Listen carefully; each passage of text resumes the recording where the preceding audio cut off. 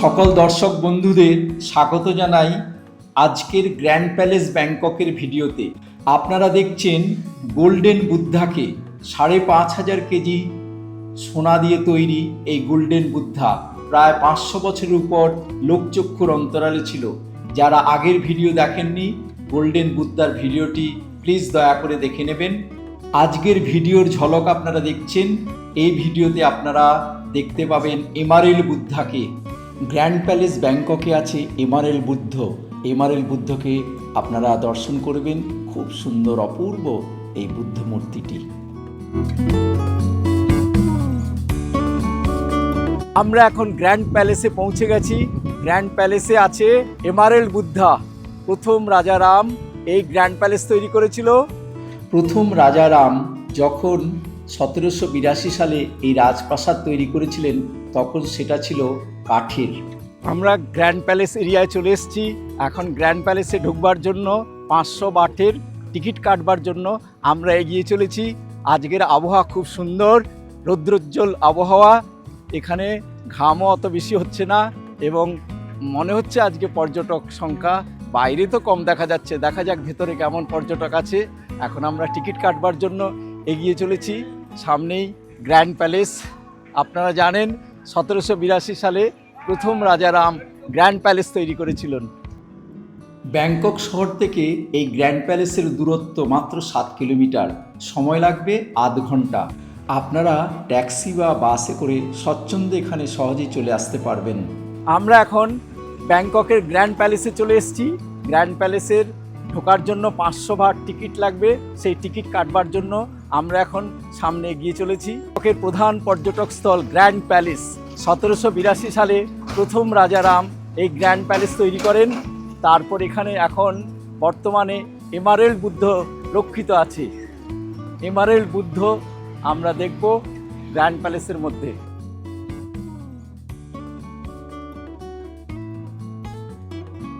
এই রাজপ্রাসাদের সমস্ত জায়গাগুলো আমরা আপনাদের সঙ্গে ছবি শেয়ার করব। এই রাজপ্রাসাদ বর্তমানে পর্যটকদের জন্য খুলে দেওয়া হয়েছে কিছুটা অংশ, তবে এই রাজপ্রাসাদে এখন কেউ থাকেন না। এই সমস্ত বাইরে থেকে সমস্ত বিদেশি পর্যটক এসছেন। এখানে স্কেলেটার সিস্টেমে আমরা নিচে নামলাম। এই ভেতরে টিকিট কাউন্টার আছে, এখানে থেকে টিকিট কাটতে হবে। গ্র্যান্ড প্যালেসে ভিতরে ঢুকবার জন্য ৫০০ বাট টিকিট।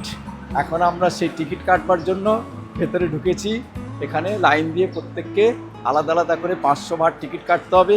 বাচ্চাদের টিকিট লাগবে না এখানে।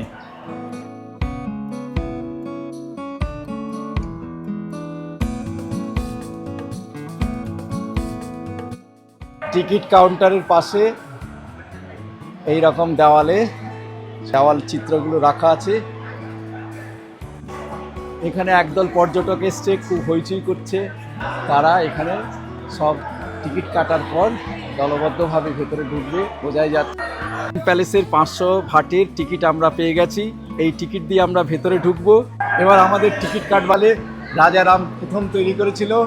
এই যে এমারেল্ড বুদ্ধা ২৬ ইঞ্চি টল, এটা কিন্তু অ্যাকচুয়ালি এমারেল্ডের নয়, এটা জ্যাসপারের বা জেড পাথরের। লোকে এমারেল্ড কালার বলে এমারেল্ড বুদ্ধা। এটি তৈরি হয়েছিল ভারতবর্ষে, পাটালিপুত্রে, পাটনাতে ৪৩ খ্রিস্টপূর্বাব্দে। বুদ্ধদেব এনলাইটমেন্ট মানে বোধিসত্ত্ব প্রাপ্ত করেন ৫৪২ খ্রিস্টপূর্বাব্দে। তার ৫০০ বছর পরে নাগসেনা পাটালিপুত্রে এটা তৈরি করেন। তারপর এটা চলে যায় শ্রীলঙ্কায়, মানে খ্রিস্টীয় ৩য় শতকে। ভারতবর্ষে তখন অস্থিরতা চলছে, সবগুণ আক্রমণ চলছে এবং গৃহযুদ্ধ চলছে। সেই সময়টায় চলে যায় শ্রীলঙ্কায় এটা বেশ কিছুদিন থাকে। তারপর মায়ানমারের ক্রনিকল থেকে জানা যায় যে মায়ানমারের রাজা অর্থাৎ তখনকার দিনে বার্মার রাজা অনুরোধ করে চেয়ে পাঠান এই এমারেল বুদ্ধাকে। তখন সিংহলের রাজা বার্মায় এমারেল বুদ্ধাকে পাঠাবার ব্যবস্থা করেন, কিন্তু সেই জাহাজ দিগভ্রষ্ট হয়ে যায়, সেটা ঝড়ের কারণে বা অন্য কোনো কারণে। তখন এই এমারেল বুদ্ধা চলে যায় কম্বোডিয়ায়। বৌদ্ধ মূর্তিটি অনেক দিন কম্বোডিয়ায় ছিল। তারপর কম্বোডিয়া দখল করে থাইল্যান্ড ১৪৩২ সালে। থাইল্যান্ডের রাজা কম্বোডিয়া আক্রমণ করেন ও দখল করেন। তখন এই এমারেল বুদ্ধাকে রাজা নিয়ে আসেন থাইল্যান্ডে। থাইল্যান্ডে তখনকার রাজধানী ছিল আয়ুথায়া। এখান থেকে প্রায় ঘন্টা দেড়েকের পথ। তখন ব্যাংকক রাজধানী ছিল না, তখন আয়ুথায়া থাইল্যান্ডের রাজধানী ছিল। এরপর বার্মিজরা আক্রমণ করে আয়ুথায়া ধ্বংস করে দেয়। পরবর্তীকালে 1782 সালে এই রাজপ্রাসাদ যখন তৈরি হয়, তখন ওই এমারেল বুদ্ধাকে এখানে এনে প্রতিষ্ঠা করা হয়। এই হলো এমারেল বুদ্ধার হিস্ট্রি। এটা হলো বর্তমান থাইল্যান্ডের 10ম রাজা ও রানীর ছবি। The Emerald Buddha center court they situated for the Grand Palace and the inner court we do not allow over there. Here we can go inside only one building, main chapel or ubosot. You go inside, no photo, hat, move. We have to respect. And the Emerald Buddha, the green color, look like the emerald. Look similar to the emerald, the green color, but the real material they made of green jade. But for that one, they have the three costumes: summer, winter, raining. This time, you have to see with the season. That's why the real material of the costume 100% ruby, yellow, gold, sapphire, like this. That's the real material. That's why we cannot take any photo inside. Okay, we have to respect to that place. এখন আমরা দর্শন করতে চলেছি emerald বুদ্ধাকে। Emerald যদিও তৈরি নয়, Z পাথর বা জেসপারের, এবং এর উচ্চতা 26 ইঞ্চি, এবং এটা তৈরি হয়েছিল আমাদের প্রাচীন ভারতে। এবং এই এমারেল বুদ্ধা পৃথিবীর সমস্ত বৌদ্ধ ধর্মাবলম্বীদের কাছে অন্যতম পবিত্র মূর্তি এবং শ্রদ্ধাস্বরূপ। ভাবলে অবাক লাগে, আমাদের প্রাচীন ভারতে কত সুন্দর সুন্দর শিল্পকলা তৈরি হতো প্রাচীন ভারতে। এই এমারেল বুদ্ধা দেখতে অপূর্ব। আপনারা সবাই এই এমারেল বুদ্ধাকে দর্শন করুন, এবং এটা একটা লাইফ টাইম অ্যাচিভমেন্ট হিসাবে গণ্য হবে। এমারেল বুদ্ধা খুবই সুন্দর, এবং এখানকার থাইল্যান্ডবাসী তো একে খুব শ্রদ্ধার চোখে দেখেন। এবারে গৌতম বুদ্ধ সম্পর্কে কিছু আলোচনা করা যাক। আমরা সবাই জানি বৌদ্ধ ধর্মের প্রবক্তা হলেন গৌতম বুদ্ধ। উত্তরপ্রদেশের সন্নিকটে নেপালের তরাই অঞ্চলে কপিলাবস্তু রাজ্যে লুম্বিনী গ্রামে 565 খ্রিস্টপূর্বাব্দে গৌতম বুদ্ধের জন্ম হয়। বাল্যকালে মাতৃহারা গৌতম তার মাসি প্রজাপতি গৌতমীর দ্বারা লালিত পালিত হন। 16 বছর বয়সে গোপা নামে এক সুন্দরী কন্যার সঙ্গে তাঁর বিবাহ হয়।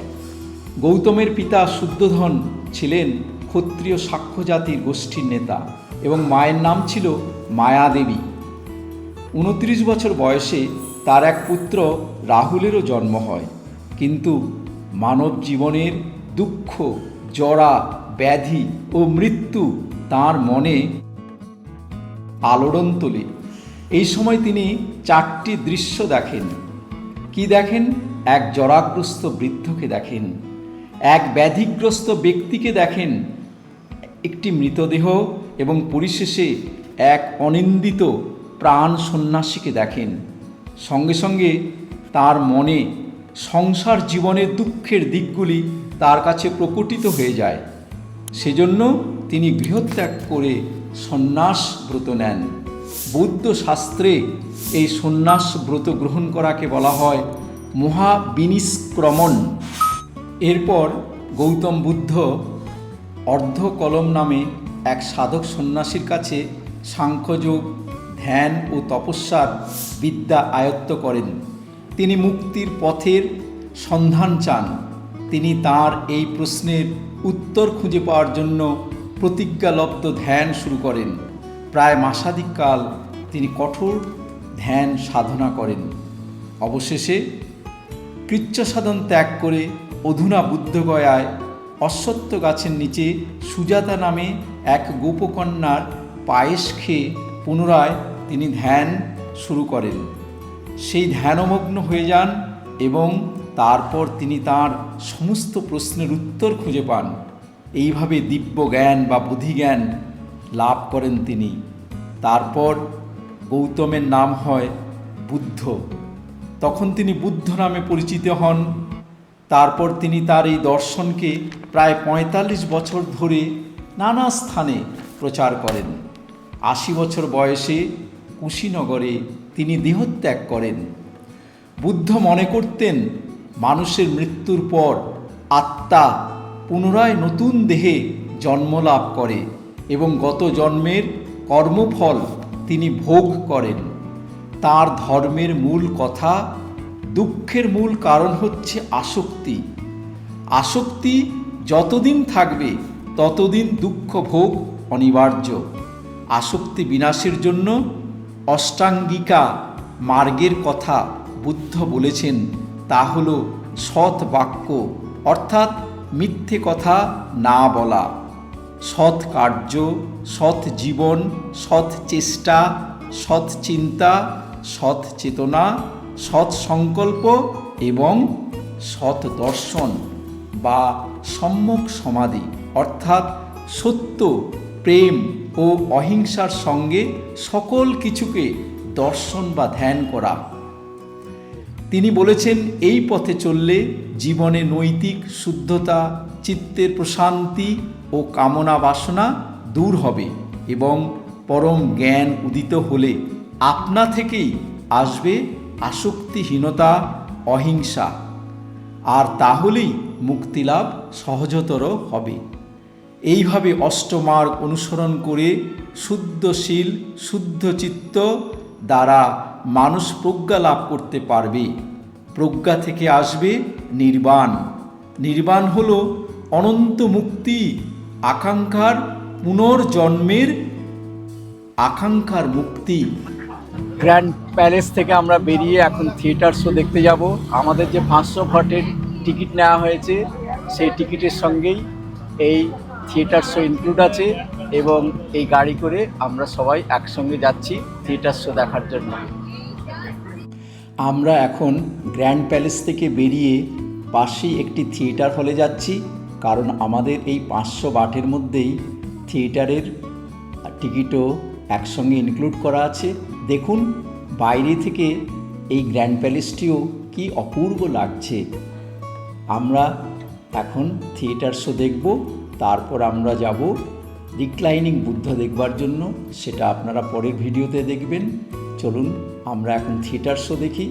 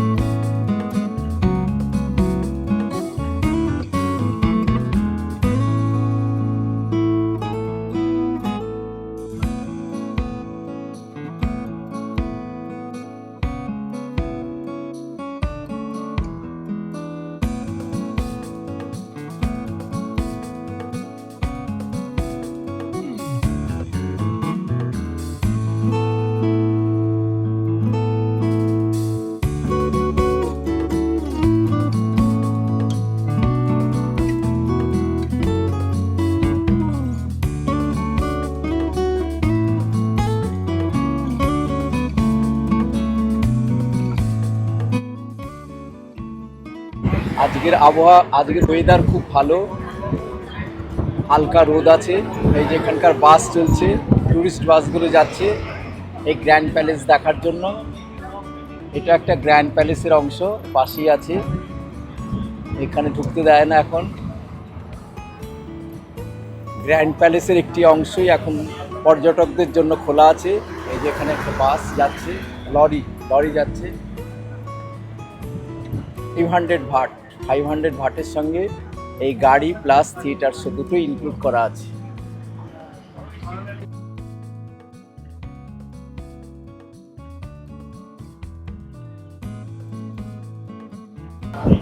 আমরা এখন থিয়েটার শো দেখার জন্য চলেছি এই গাড়ি করে। এই গাড়িটা গ্র্যান্ড প্যালেসেরই গাড়ি। এরা এই গাড়ি দিয়ে আমাদের ওখানে নিয়ে যাচ্ছে।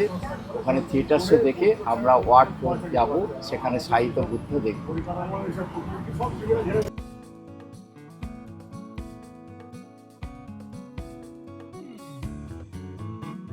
এই থিয়েটার শোয়ের ভেতরে মোবাইল নিষিদ্ধ, অতএব এখানে কোনো ছবি আপনাদের দেখাতে পারলাম না। যাই হোক, আজকের ভিডিও আমি এখানেই শেষ করব। সবাইকে অনুরোধ করব, আপনারা যদি ভিডিওটা কিছুমাত্র ভালো লাগে তাহলে অবশ্যই একটা লাইক, শেয়ার এবং সাবস্ক্রাইব করতে প্লিজ ভুলবেন না। আবার পরের ভিডিওতে দেখা হবে। সবাই ভালো থাকবেন। নমস্কার।